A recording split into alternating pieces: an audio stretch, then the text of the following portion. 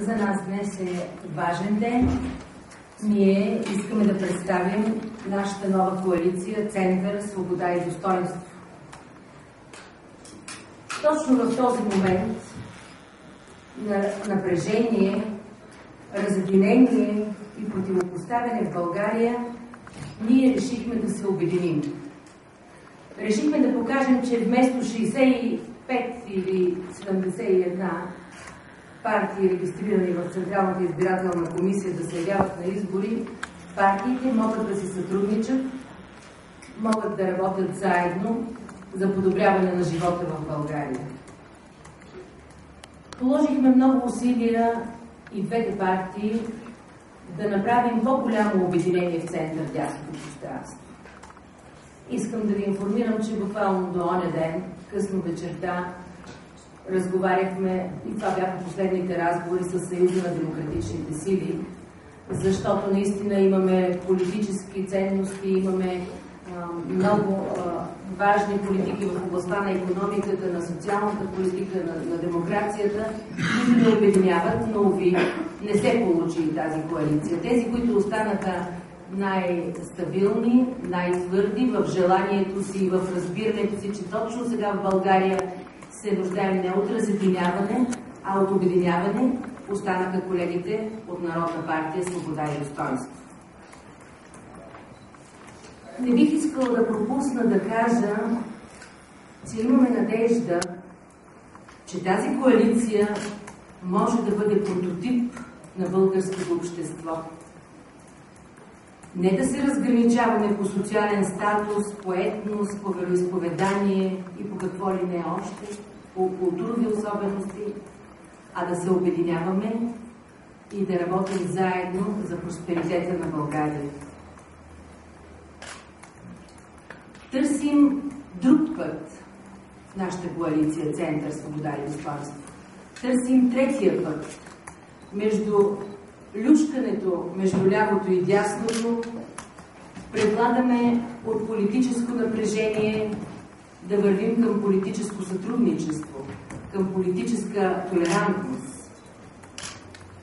Новата ни коалиция е насочена към висшата ценност на българите – свободата.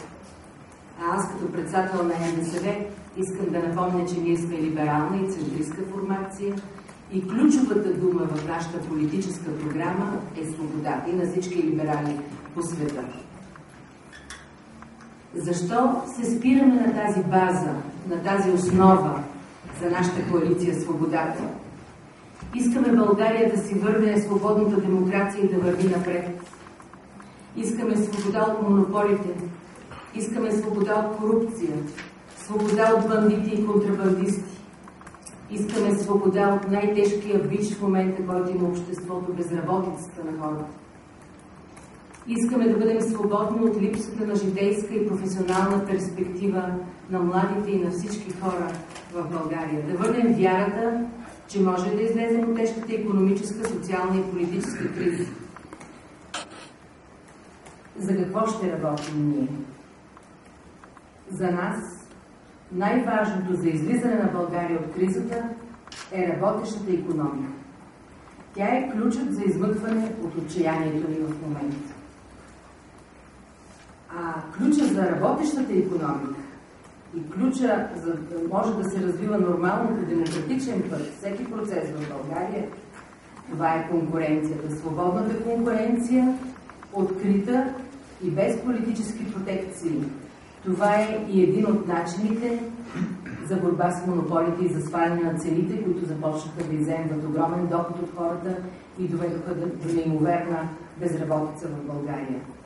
Също така ще работим за нормализация на живота в България, за нормален и спокоен живот.